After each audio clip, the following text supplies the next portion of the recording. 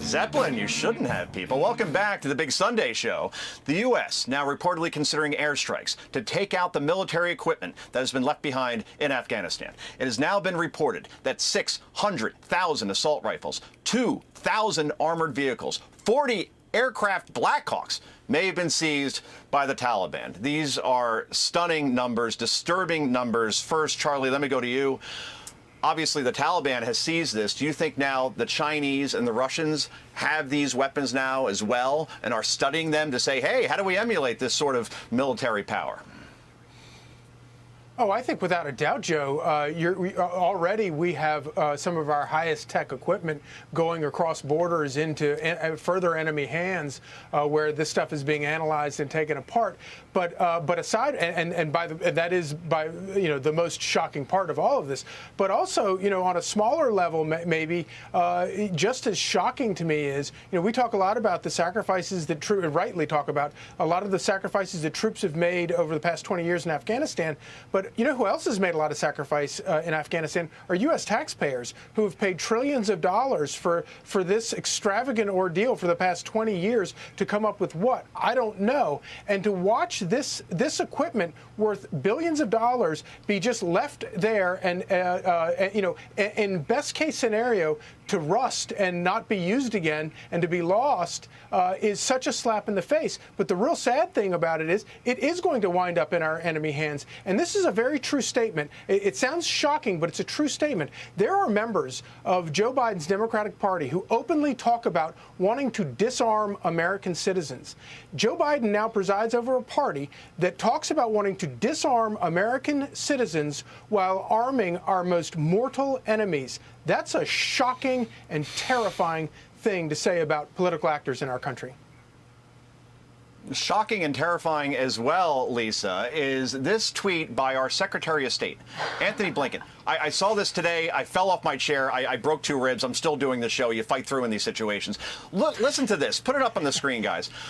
Blinken says, on this International Day of Remembrance and Tribute to the victims of terrorism, we honor those we have lost to terrorism at home and abroad. The United States stands resolute in our commitment to holding terrorists to account. Lisa, after literally arming terrorists, which is exactly what we've done as a result of the president's decision, the Afghan military disbanding these weapons, and now the Taliban and God knows who else has our equipment to use against us. It is incredible. Well, I almost need a moment because I'm so fired up about all this and just so angry at this administration for their incompetence and negligence and ignorance on all of this. Yeah, I mean, how tone deaf can you possibly be to put this out at a moment, not just leaving the military assets behind, but again, most importantly, or Americans. And as Secretary Blinken said today, we are relying on the Taliban, a terrorist organization, for safe passage for these Americans to try to get to the Kabul airport and out of Afghanistan. So not the right time for that tweet, not the right message, because it's entirely hypocritical. But this is also a time where we need to be really judicious about who we let into the country. And the media tries to put out this narrative that the only Afghan refugees that could come to the United States on this special immigrant visa are only the translators or only the people fighting on enemy lines alongside us. That's not true. If you look at since the inception of the special immigrant visas for interpreters, particularly since 2007 to March of this year, there's been less than 750 that have come to America on this visa. There's much broader classifications in the years since 2007 that include a ton of people. We're talking about individuals who, served as food servers with private contractors in Afghanistan, also including their families as well, and then much more broader classifications than that. So we need to be really careful at this time about who we let into America as the world becomes a dangerous place as a result of what we've done in Afghanistan. So I think we need to be careful with the vetting process here. And later, 8 o'clock, Life, Liberty, and Levin, we're going to see and hear from Colonel Richard Kemp. He's a former commander of British Armed Forces, and he says the U.S. is doing exactly what al-Qaeda wants. Take a listen. We've done exactly what al-Qaeda wanted us to do on 9/11. They brought down the Twin Towers. They flew a plane into the Pentagon for one reason. So they wanted to lure the United States into Afghanistan, where they would destroy the US forces and humiliate the US around the world. Well, it's 20 years later, but pretty much that's what they've achieved now. The American forces have not been destroyed, nor have they been defeated on the battlefield, but they have been humiliated by their president.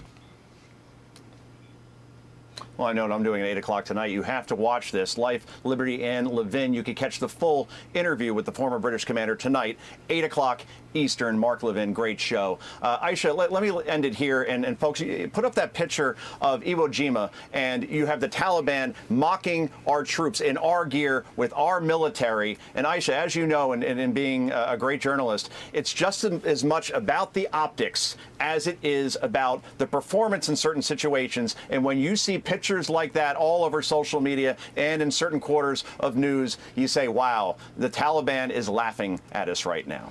Well, I mean, this is the way that they work. They use propaganda. They're continue to operate on Twitter, and they will continue to use these methods to recruit more and more fighters. But you know, as both Charlie and Lisa mentioned, you know, there is serious concern about you know, these weapons that we've left behind. I think if you asked any war correspondent that's covered Afghanistan, they'll tell you this is like Groundhog's Day all over again, and you can exactly predict what's going to happen. Look, we have the military strategies in place. Our military is extremely prepared always to get rid of this stuff if we wanted to. The question is, will the Biden administration go that route? And I think we heard a little bit a sense of where they're headed. I think Lisa definitely pointed that out, where they are right now trusting the Taliban, negotiating with them to try to create some sort of stability and get people into the airport. So, you know, the question is, are they going to continue to negotiate with the Taliban? I think President Biden was asked,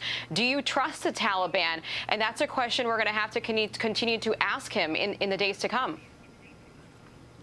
And the questions will be asked, no question about it. This is not going away anytime soon, not next week, not next month. This is the story of the year. Still ahead. Hey, Sean Hannity here. Hey, click here to subscribe to Fox News YouTube page and catch our hottest interviews and most compelling analysis. You will not get it anywhere else.